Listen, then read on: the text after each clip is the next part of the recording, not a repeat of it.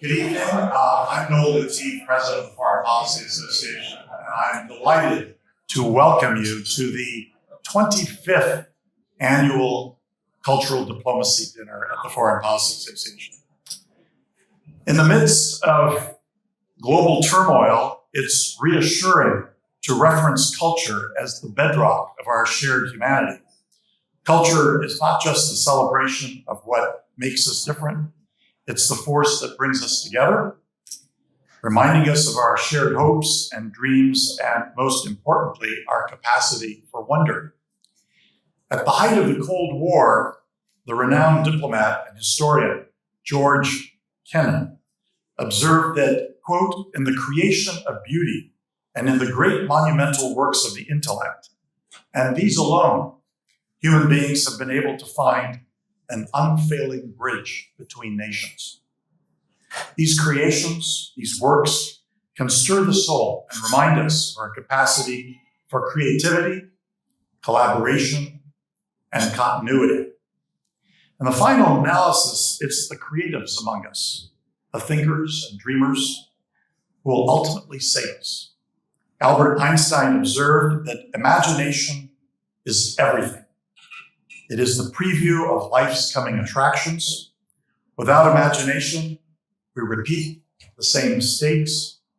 The arts and sciences teach us how to think imaginatively. Indeed, Paul Gauguin observed that he painted and dreamed at the same time. As imagination is integral to the arts, so too should it be to the conduct of diplomacy and to the future of international relations. Great statesmen do not lack for imagination, as when President Franklin Roosevelt spoke to the Foreign Policy Association about his vision for the United Nations. FDR said to an audience of 1,500 at the Waldorf Astoria of our members, "Now it's obvious that we cannot attain our great objectives of world peace by ourselves. Never again, after cooperating with other nations in a world war to save our way of life, can we wash our hands of maintaining the peace for which we fought." Against a backdrop of at times bewildering uncertainty, our honorees this evening are beacons. They inspire us. The power of their imagination is a Tyndall beam that reaches into the horizon. Theirs is a call to action and a reminder that our highest aspirations are not bound by borders or limited by differences in language or culture. By staying invested in culture, we can all contribute to the greater good of humanity. For as Einstein said, the world we have created today has problems which cannot be solved by thinking the way we thought when we created them. At this time, I'd like to invite FPA Vice Chair and our dinner chairman, Sana Sabag, to present the FPA medal to our first honoree, and we're going alphabetically. Peg Breen, President of the New York Landmarks Conservancy.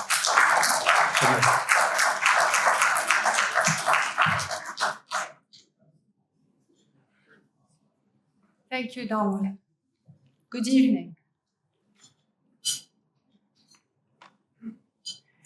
Please join me in welcoming Peg Breen, the President of the New York Landmarks Conservancy, to receive the FPA medal.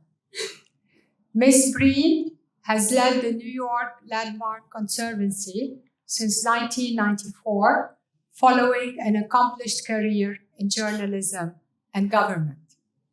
Under her dynamic leadership, the Conservancy has become a national model for preservation, providing over $62 million in loans and grants to restore more than 2,300 historic sites across New York and generating over $1 billion in leveraged investments.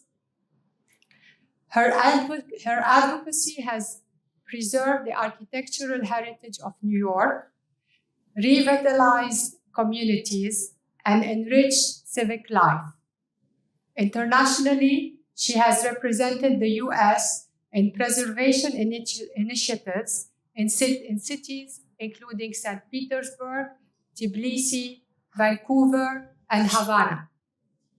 A passionate leader in cultural diplomacy and preservation, we are pleased to present Peg Breen with the FPA medal. Could you please join me?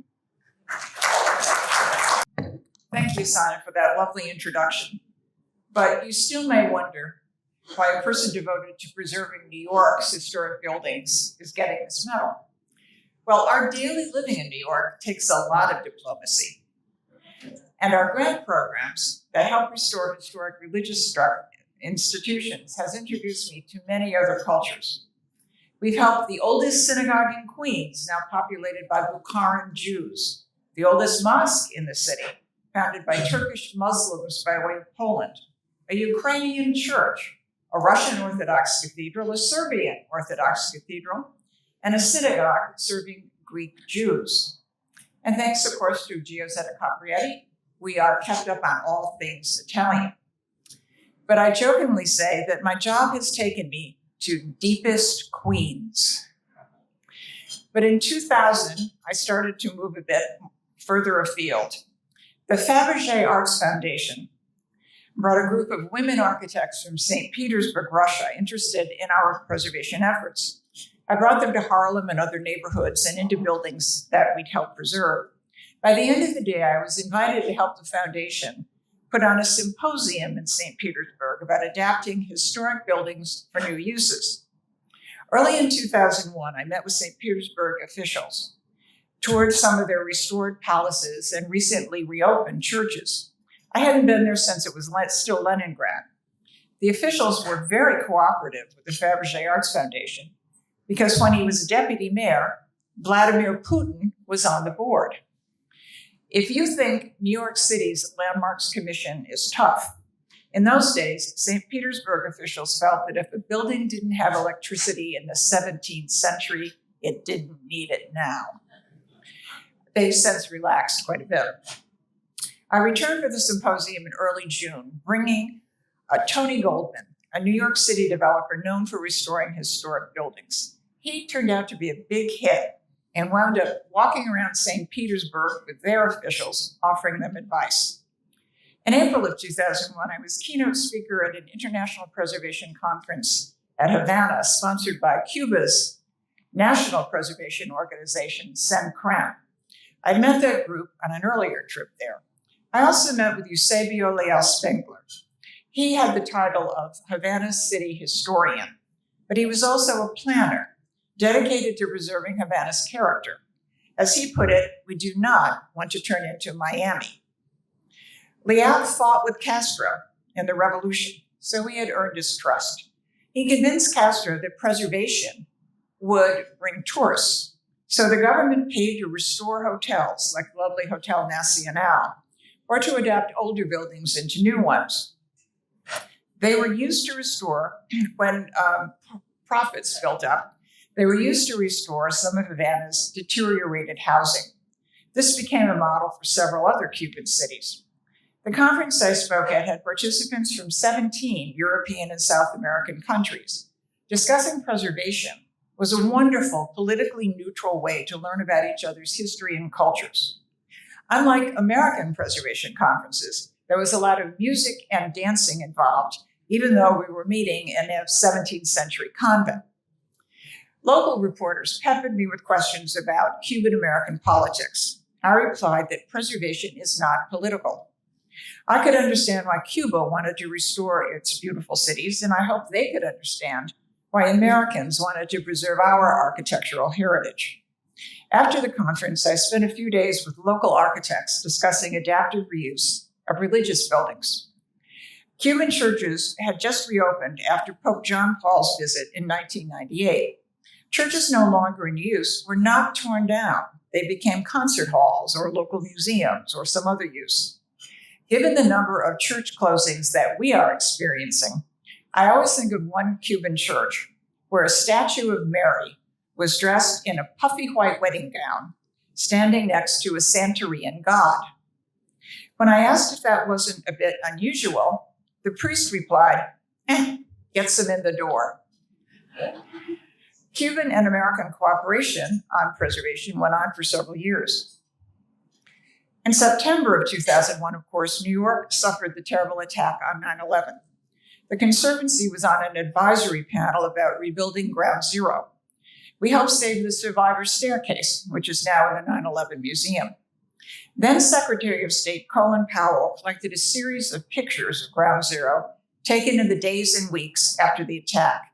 He had several sets of the pictures made, and then the State Department asked various New Yorkers to go overseas where the exhibits were going to be displayed and discuss New York's recovery. On the first anniversary, I was asked to go to St. Petersburg. The exhibit was featured in the St. Petersburg City Museum in the Fortress of Peter and Paul.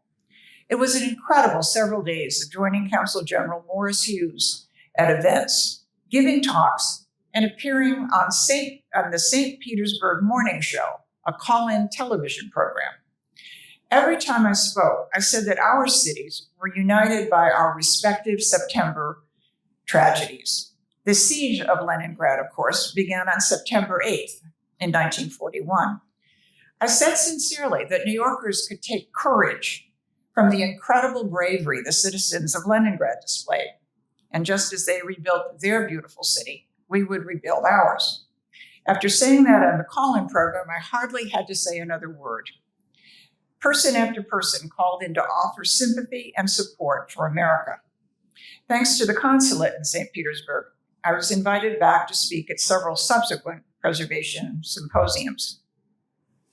On the second anniversary of 9/11, the State Department sent me to Victoria and Vancouver. Events with Consul General Ronald Wilburn sometimes had a tough reception. At one university, students kept badgering him about the war in Iraq. I finally just interrupted, and I reminded them of 9/11's loss of life and its toll on the city. But I also said that I was there to discuss Canada's architectural heritage and meet its preservationists and see what we could learn from them. And it did calm things down. One consulate staffer told me he was thrilled to have us speak around a neutral topic instead of recent talks on non-GMO and weapons systems. My final State Department trip was to Tbilisi, Georgia in 2014, thanks to then U.S. Ambassador Richard Norton. The ambassador used his Fund for Cultural Preservation to support a number of important Georgian preservation projects, including the historic Juilliard Monastery, a UNESCO World Heritage Site. Norton was also very active with the American Friends of Georgia, and he considered preservation an important way to build relations. America was so popular in Georgia. Now, of course, preservation funding is suspended. For several years, the State Department also sent visiting delegations of foreign architects and planners to the Conservancy's office. We met people from Azerbaijan to Northern Ireland.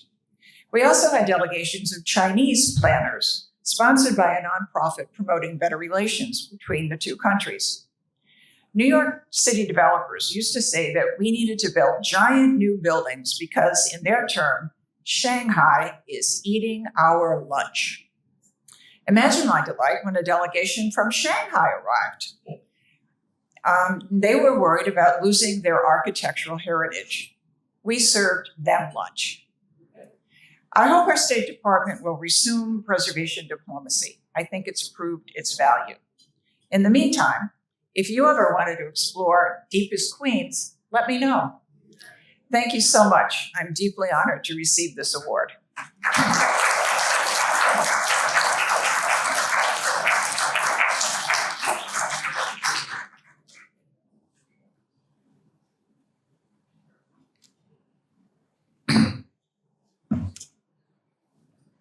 We are very honored to have with us from Palm Beach, Ghislain, the director and CEO of the Norton Museum of Art.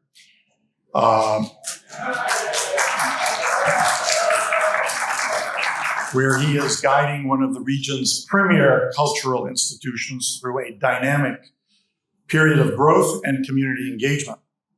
With a distinguished career spanning leadership roles at the Speed Art Museum, the Fred Jones Jr. Museum of Art, and the Colonial Williamsburg Foundation, Ghislain has consistently championed access to the arts and institutional transformation. His international background and leadership in major global auction houses bring a unique, vital perspective to the cultural landscape. A graduate of the Sorbonne with expertise in 18th century European history and art history, Ghislain exemplifies a deep commitment to cultural diplomacy and the global exchange of ideas through the arts. Ghislain? Good evening, President Latif and esteemed member of the Foreign Policy Association, distinguished guests. Thank you. Standing here tonight to accept the Foreign Policy Association medal is truly an honor, and frankly a little bit overwhelming, especially from an organization like the FPA, which has championed understanding our complex world for over a century. That's quite a legacy, and definitely very important currently. Knowing this medal recognizes responsible internationalisms and effort to expand public knowledge make it incredibly meaningful. And seeing the FPA put such a clear focus on cultural diplomacy, particularly after honoring my wonderful colleague Peter Gelb, Sir Clive, Susan Jaffe, and Jan Wardroper last year, feel really significant. I feel like a much-needed nod to the unique role culture plays in how nations connect. For over 100 years, the FPA has been getting people talking, helping build understanding across border. And in today's world, which often felt more complicated and divided, finding a way to connect is absolutely critical. And I truly believe cultural diplomacy is right at the heart of that work. As you know, this focus on understanding and dialogue resonates deeply with me. I suppose you could say that I came from a long line of public servants, people who really value service, duty, history, and yes, diplomacy. Growing up, the emphasis was always on listening carefully, engaging in real conversation, respecting different viewpoints, and always trying to find that common ground. It wasn't about winning an argument, it's about understanding. And that is perspective I've tried to carry with me through my journey and my career. Because cultural diplomacy, as I see, is not just about shipping art around the globe, it's about sharing our story, our viewpoint, through the languages of creativity that everyone understands. It's about building empathy. That's amazing human ability to step into someone else's shoes and see or share humanity peeking through all of our wonderful differences. Art has this incredible power. Art cuts through the noise of politics and headline. It speaks directly to us. It can build bridge where political talk hits a wall. And this is not entirely new. For centuries, beautiful objects, works of art have been exchanged as diplomatic gifts, token meant to build connection and show respect between leaders and nation. Arts create this neutral space where we can connect, explore through tough subject, or just celebrate together. In time like this, these bridges aren't just nice to have. They are essential. They lead to the mutual understanding the FPA works for, the kind that allow for real dialogue and peaceful relationship. So when I'm accepting this award tonight, it's not for me, it's truly for the whole team and community at the Norton Museum of Art down in West Palm Beach. Our museum started back in 1941, and it's all about welcoming visitors to experience the transformative power of art. We want to be more than just a building with art inside. We aim to be the lively hub of creativity, a place that sparks imagination, broadens horizon, and creates a dialogue between generations. And importantly, our vision connects being loved by our own community with being recognized nationally. That link between local and global is very key. The international view is back into our collection, of course, like many other museums in the country, spanning from European masterwork, American story, one of the country's best collection of Chinese art, an exciting contemporary piece by artists from all around the world. These objects are like little ambassadors, if you want, opening window into different world every day. Our exhibition tried to spark that cross-cultural conversation, whether showing influential international modernisms alongside American icon, exploring global perspective on challenging themes like systematic racism, or showcasing miniature wearable sculpture and jewelry done by artists as we have currently. We invite people to connect with the world and start talking to each other. This is the mission, I would say, of a museum currently in the US and worldwide. But cultural diplomacy for museums starts right here at home. We work hard to connect with all parts of the incredibly diverse South Florida community. South Florida is like a mini version of the world, from kid of Title I school to senior citizen coming from every part of the world. And fostering that dialogue and belonging within our community, we're practicing diplomatically locally. We figure understanding our neighbors is the first step to understand the world. And what's remarkable is how the spirit of connection persists.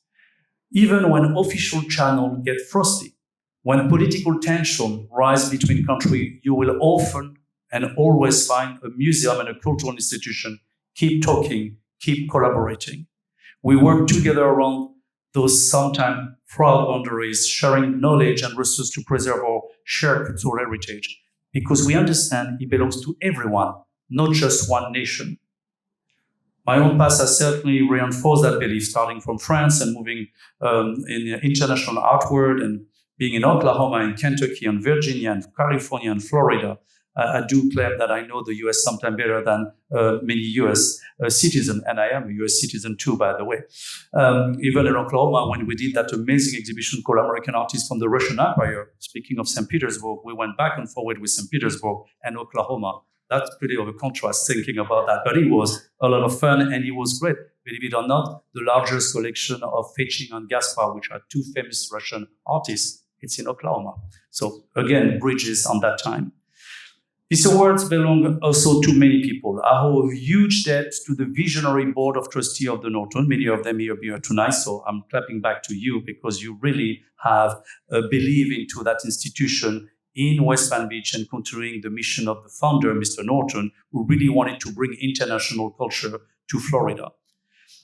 Thank you again for your support. My deepest thanks to our incredibly talented and dedicated staff. And they are the one who bring the mission to life every day. And of course, generous donor, member, and community partner, they all make that possible.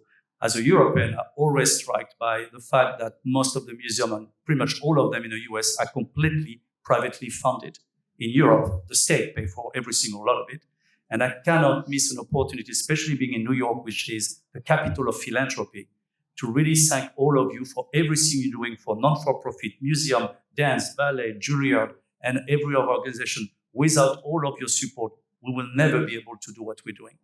And after 30 years in the US, I'm still amazed by that amazing philanthropy and generosity. I could go on and on about that. Anyway, I'm going to really close there, but museum, when we are doing our job right, we are not just a quiet place storing beautiful things. We are a lively center for learning, thinking, talking, and connecting. We're a place to face difficult history honestly, celebrating human creativity, and maybe most importantly, imagining a better future together. That safe place for difficult conversation is necessary currently, and every small city in the US needs that safe place for difficult conversation. Again, you live in New York, you may not necessarily really realize in every small or medium-sized city in the US, the museum now is becoming that neutral place for difficult conversation. It's so important. And when you see expansion of museums around the country, it's really necessary for the whole community. And it's really definitely a step for collaboration. In a world searching for common ground, the work of cultural diplomacy happening in places like the Norton and championed by FPA offer a really hopeful way forward. It keeps reminding us that through sharing art and culture, we can build the empathy and understanding we need for a more peaceful, fair, and connected world. Thank you. I'm delighted to acknowledge the Edward Swire scholars who are with us this evening. These are outstanding young men and women who are nominated by their schools to spend a year to have the benefit of membership at the Foreign Policy Association for a year and to join us for events such as this one.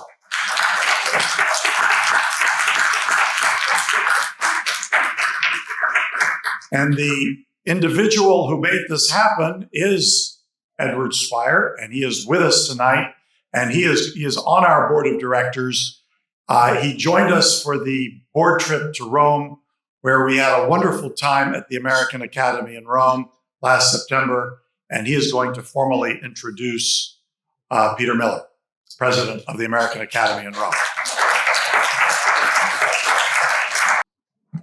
Good evening. Please join me in welcoming Peter Miller, appointed president and CEO of the American Academy in Rome in 2023.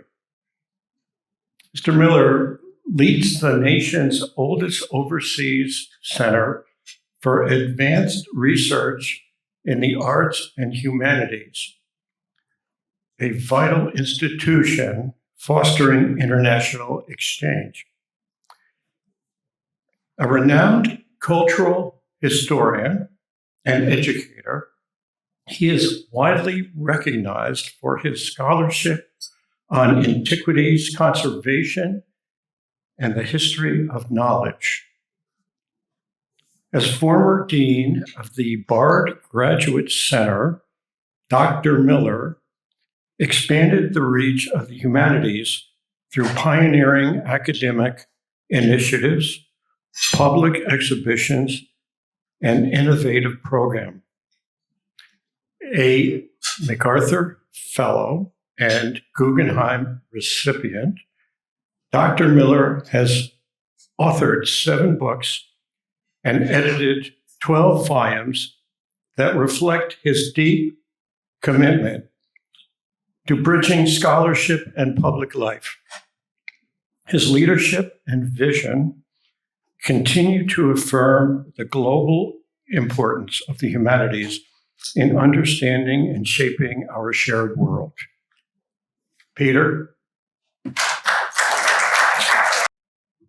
So I was thinking at the beginning of the meal, when the first 2 honorees spoke, that all of you were going to have to listen to me after dinner. And it brought up a traumatic experience from earlier in my career. I was much younger, and I was at a conference in provincial France. It was one of those conferences where we spent about 2 hours listening to papers, followed by 3 hours of eating, followed by 2 hours of papers, and another 3 hours of eating. And I spoke after lunch. And at a certain point, I looked up and I saw that every single person around the table was asleep. So, sorry.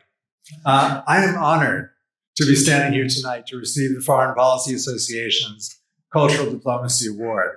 I accept it humbly on behalf of my organization, the American Academy in Rome.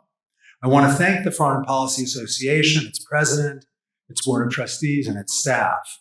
On this special occasion, I also salute its supporters for their recognition of the continuing importance of an institution that operates beyond the United States' borders. I also want to use this opportunity to thank the trustees of the American Academy in Rome, led by Calvin Tsao, the chair, and the director in Rome, Elisa Wang, and the staffs in both Rome and New York for their excellent work on behalf of the Academy. We hear a lot these days about universities, but not so much about academies. Academies were, from the start, and the start is the later 15th century in Italy, places of conversation. They could happen anywhere, like a room at court.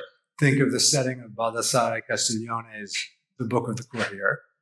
They were created in Italy in the Renaissance, and in some way were responsible for domesticating the Renaissance, creating ways to bring philology, science, and the arts into a cultivated existence. Soon, every respectable town in Italy and France and Germany had its own academy. They were social spaces that were also spaces of ideas and conversation. Some produced projects, others didn't. But it is no surprise, for instance, that the new genre of opera, a mashup of ancient music, or so they thought, modern theater and modern poetry, was born in an academy, an institution that acknowledged no fixed boundaries. In the 19th century, with the advent of nation states, academies became national organizations devoted to the management of long-term projects like letter collections of famous men, or inscriptions telling the story of a nation from its earliest written memories, or the cataloging of its wildlife and plants. They were also places that trained up artists, investing in national cultural improvement. Rome saw the first of this type of academy, created by the French in 1665. Their Roman academy was part hostel, part school, and soon became, especially after Napoleon confiscated the Villa Medici for its use, a second embassy after that in the Palazzo Farnese that was used to emanate cultural power. Now, what academies weren't were universities. And as university systems came to the fore as leading producers of knowledge in the 19th century and on into the 20th, academies became marooned, seemingly archaic survivals of a pastime left behind on their quaint desert islands. And yet, even in the text that is so often cited as the foundation document of the modern research university, Wilhelm von Humboldt's 1809 memorandum on the founding of the University of Berlin, academies actually figure prominently. While the university would be tied more closely to the practical needs of the state, the academy, he wrote, and I'm quoting, has only to do with knowledge pure and simple. The idea of an academy he saw as the highest and last sanctuary of knowledge and the most independent corporation of the state. Now, the great thing about institutions is that, like people, but perhaps more so, they preserve intact the seed of their purpose and are thus always capable of reinvention. Academies once gave birth to new forms because their structure was so simple, people getting together to talk creatively about important subjects.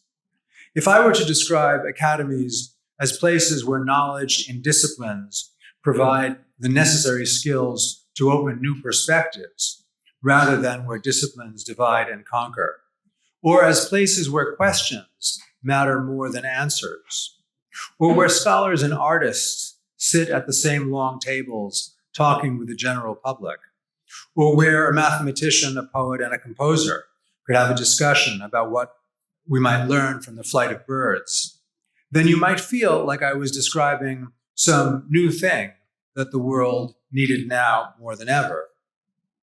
But I am just describing what happens every day at the American Academy in Rome. And that discussion about birds is real, too. It took place a couple of Wednesday nights ago, and you can watch it on our website or on our YouTube channel. Finally, and very much to the point of tonight, the American Academy in Rome, for all its impact on American intellectual and aesthetic culture in the 20th century, is in fact located in Rome. In its very bones, it embodies the idea that America is made better by its contact with the rest of the world, and that the rest of the world can better understand America when America comes to them open to learning and to listening. We have been important. We are now more important than ever. Thank you for honoring our work here tonight. Congratulations, Peter, and thank you for those very insightful remarks. Our next honoree is Dr. Victor Treviño, elected mayor of Laredo, Texas in 2022. Dr. Treviño brings to public office decades of service as a physician, public health leader, and cross-border advocate. A native of Laredo, he previously served as the city's public health authority, where he played a crucial role in guiding the community through the COVID-19 pandemic. Dr. Treviño's leadership was instrumental in establishing a pioneering binational vaccination program with Nueva Laredo and other Mexican border cities, significantly reducing mortality rates on both sides of the Rio Grande. As mayor, he continues to champion public health, regional development, and U.S.-Mexico cooperation. With over 35 years of experience providing care in medically underserved areas and a career rooted in compassion and collaboration, Dr. Treviño exemplifies the highest ideals of public service and international partnership. Please join me in welcoming Dr. Treviño.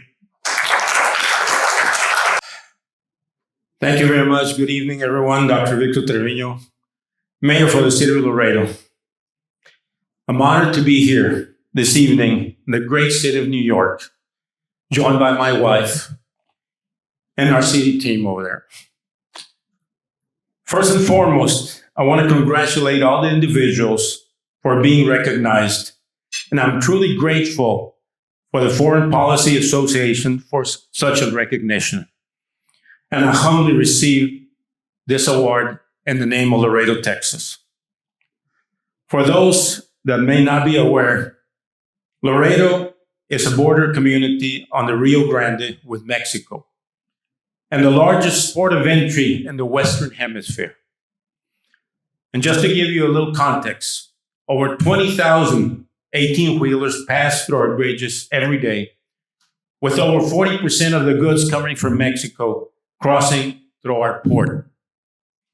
So what that means, and then the context of the United States international trade, binational diplomacy, even drug cartels, and immigration, just to name a few.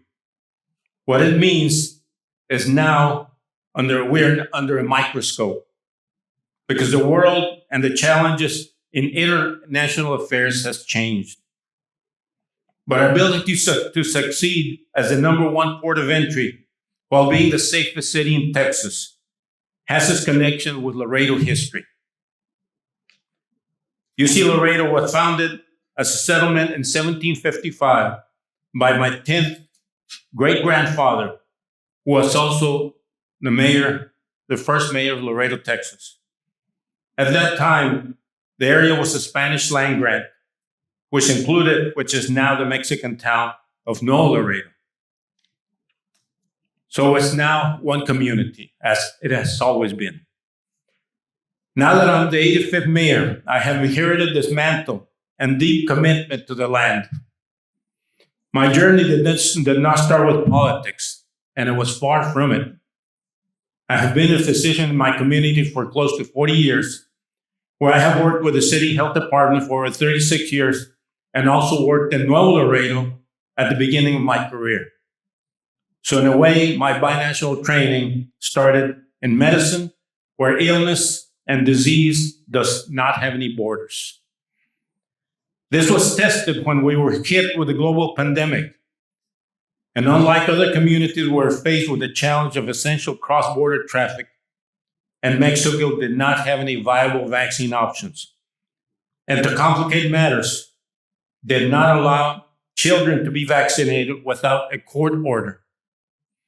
So our hospitals were inundated with COVID patients, not only from Laredo, but also from Nuevo Laredo and surrounding areas. And according to the New York Times, we were the most infected community per capita in the country. At that time, I was a health authority, and seeing our Mexican counterparts not vaccinating healthcare workers was concerning. I did ask my son, who is a lawyer, how could we vaccinate healthcare workers in Mexico? And after several conversations, and no, it can't be done, we formulated an idea that we could vaccinate large group of individuals at the international bridges. This was a pilot program that was created in conjunction with the mayor of Nuevo Laredo, where individuals were loaded into buses in Nuevo Laredo and sent across the international bridge to the inspection holding area in the United States, where they could wait to be vaccinated inside the buses. This was done by myself, my son, and a team of volunteer nurses. This ensured that even though they were in the United States and under the authority of the U.S. Customs, they were not officially accepted into the United States. That solved one problem. But the next question was, where do we get the large number of vaccines needed? Well, we did come with an idea of calling clinics throughout Texas. And to our amazement, several clinics and even the state were throwing the vaccines away. Vaccines that were not being used. So we started collecting these vaccines that were slated for disposal and started vaccinating at the international bridges. But the story doesn't stop there. We realized after vaccinating several thousands of individuals, the epidemiological value was being lost because we were using the international bridge as the address for these registrations. Because the state of Texas and their system did not recognize foreign addresses. And the reality is that we were vaccinating several US citizens and children living in Laredo across the border. So we went to the state and petitioned to them to change the system. And we were successful. So in wrapping up the story, we applied more than 200,000 vaccines and replicating the program throughout the southern border. Our hospitals admissions were reduced significantly and reducing our indigent fund payment by millions. We went from the most infected communities per capita in the United States to the most vaccinated community in the United States. And no, Laredo was the most vaccinated community. Thank you.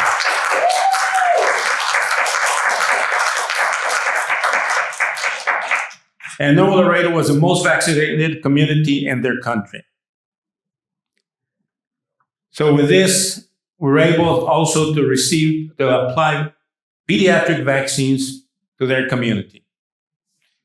I can only say that accomplishments were built in our humanity and understanding our neighbor and offering mutual respect to build these relationships that can achieve further great things like diplomatic. So I think that everything we did was for the benefit of the people and the public. So once again, I thank you for this great recognition.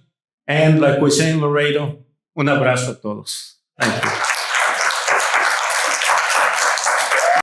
Now I'd like to invite our vice chairman to present the FPA medal to Damian Woetzel, the president of the Juilliard School. Hello again. Please join me in welcoming Damian Woetzel, who since 2018 has served as the 7th president of the Juilliard School, one of the world's most famous institutions for performing arts education. Under his visionary leadership, Juilliard has expanded its global presence with the opening of its Tianjin campus in China, also launched innovative initiatives in digital engagement, and significantly increased access to the arts through tuition-free and community-focused programs. A celebrated former principal dancer with the New York City Ballet, Mr. Woetzel has forged a distinguished second career as a director, choreographer, and arts leader, shaping cultural policy and artistic innovation across the country. His work has spanned the Kennedy School, Jazz at Lincoln Center, the Vail Dance Festival, and education initiatives in public schools. He has advised on national art policy as a member of the President's Committee on the Arts and Humanities and is a member of the American Academy of Arts and Sciences.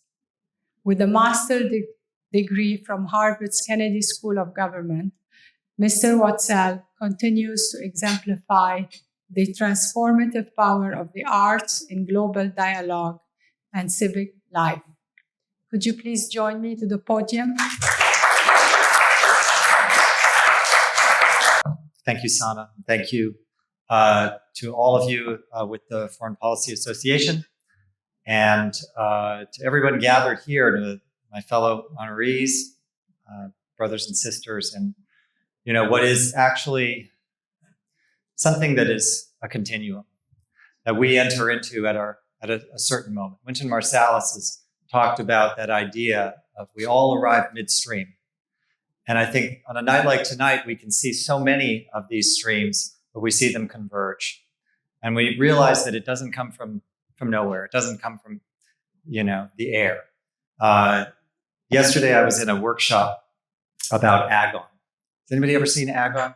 Famous ballet by Stravinsky and Balanchine, 1957. And my wife, Heather Watts, who was a ballerina, the last person to dance this for Balanchine, was describing a situation where she approached the great choreographer and said, I don't understand where it came from. And Balanchine said, I had the music. I had the music. Stravinsky took it from the air. And then we talked about it because we had the composer John Adams there working with us. And we realized, no, not exactly. Stravinsky had Monteverdi, and he had Pergolesi, and he had Baroque dance forms that he built off of. And that is what we all get to do. On a night like tonight, we see so many of these streams. I come from a long history myself of internationalist intention. My father was a professor of political science and international law. He had a foundation for the establishment of an international criminal court long before such a thing was realized. My mother worked for UNICEF and was stationed all around the world. I grew up going to conferences. I grew up listening to people talk about what it meant to do things together that you can't do apart. And as it happened, I had a cultural education, and dance was part of it. And dance ended up being my way in to my stream. But the context was always there. In the late 1970s, early 80s, as I became what I considered to be an early dancer, I was ready to go. I thought it was for sure, and I believed in it. The context actually for me was all about international affairs. It was about Baryshnikov. It was about Rudolf Nureyev. It was about people who defected. It was about people who made a choice to pursue their art in a way that they could not in a previous iteration. And it was about something, in a sense, that was bigger than the turns and the jumps and the things that I was practicing every day. It was about how it actually connected to ideas, how it connected to people. So it wasn't a surprise to me that after my straight shot that led me to the New York City Ballet at 18 years old, that I started circling back around. I started circling back around to how it all fit in, how the context mattered, and how that sense of connectivity could be so much more than simply the applause at the end of a performance or, something that felt incredible in that moment, but it left you thinking, and what's next, and how does this all relate? I was very fortunate to continue on my own to a degree, my education, and it led me to places that, again, had the opportunity to connect further, to take that dancing and become a person who stood in a room like this and talked about how art matters and how and why it's not simply about saying you should like it, but actually recognize the intrinsic power that it possesses, the unique power it possesses to connect people. So when I look at this room and I think about this moment, I think about all of those intersections that come from a sense of belief of connectivity, about a chance to speak a common language, about a chance to, in my case, dance all around the world, to dance Stars and Stripes by Balanchine and Sousa in Moscow, or to take a world of art and make it all about something that actually reaches across some sort of divide, that gives some sense of purpose beyond simply the art itself. Life takes its own turns if you're available for it. I was so fortunate to be a part of international efforts in cultural diplomacy almost from the beginning of my career. The National Committee on U.S.-China Relations created a Young Leaders Forum group some years ago, and I was an inaugural member. And my counterpart was a Chinese conductor.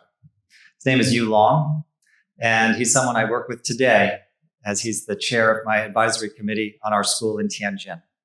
Those connections that get made bear fruit. So when I think about the fellows in this room and I think about what is being created, when you have that sense of opportunity to be in connection, You don't know where it's going to lead. You have no idea when that moment happens, that it will bear fruit years and years later.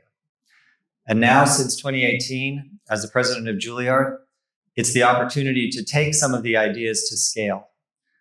With a third of our students being international, with a legacy of over 100 years of people coming to Juilliard to perfect their craft, first in music, then adding dance in 1951, then adding drama when Juilliard came to Lincoln Center in 1969. It truly is a crucible of the arts, and not just the performers, but the makers, and not just the makers, but the teachers. And they come to Juilliard and they go back to all locations all around the world. I always think that if I close my eyes, I can poke at a map and I'll see Juilliard there, and it's actually true. So what we endeavor to do at Juilliard is to always innovate, to take the core of what we teach in music, dance, and drama, the foundation, and to make sure that it always has that element of innovation, and very specifically remind ourselves that it is not about doing it in a room by ourselves. It is about how it actually lives in somebody else, and take that as an ethic of service. Yo-Yo Ma, a Juilliard grad, of course, speaks to it as his ecumenical duties. I asked him once, I said, how is it that you're always there? You're there at the memorial, you're there at the wedding, you're there at the important moment. And he says, that's what I can do. I am an artist, I'm a human being, and I'm in service. That is our message today at Juilliard, as it has been, as we endeavor to match the excellence of what we do with the opportunity of affordability. With our chairman, who's with us tonight, Vincent May, we've embarked on an enormous effort to become a tuition-free institution, to have Juilliard at the center of Lincoln Center, one of the world's great institutions, the greatest conservatory in music, dance, and drama, be truly affordable at Lincoln Center, says something about the nature of art. It says something about the nature of the ambition of art to be a true public good, and where wealth is not the determining factor of what we get to do. So in that spirit tonight, looking around this room and hearing about the great achievements of my fellow honorees and the things that have gone on through the auspices of the Foreign Policy Association, I'm deeply honored and grateful. When I think about I've had the opportunity to sit next to the mayor and doctor, and across from Peter, listening about his incredible experience that has led him to where he is today, but thinking back 20, 30 years, charting the path of weather and how that is actually the great connector of many things about us as human beings, I am inspired. I'm inspired to say to you, let's live bigger than we actually do. Let us open the aperture, because that's where things actually can happen. And I'm really grateful to have this opportunity, and grateful for this on behalf of Juilliard. Thank you all very much. Well, congratulations, Damian, and thank you for contextualizing this evening. And please join me in congratulating all of the honorees tonight.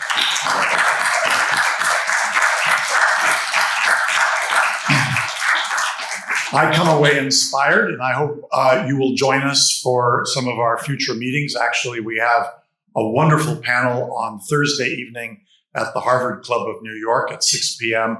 to mark the 80th anniversary of the end of the Second World War and the dawn of the new order, the rules-based order. And we have some amazing historians, including the historian of the Department of State of the United States, Steve Schlesinger, the author of the definitive history of the founding of the United Nations, and Julian Zelizer, the Malcolm Forbes Professor of Presidential History at Princeton. So on that note, thank you for joining us this evening, and we hope to see you soon. Have a good evening.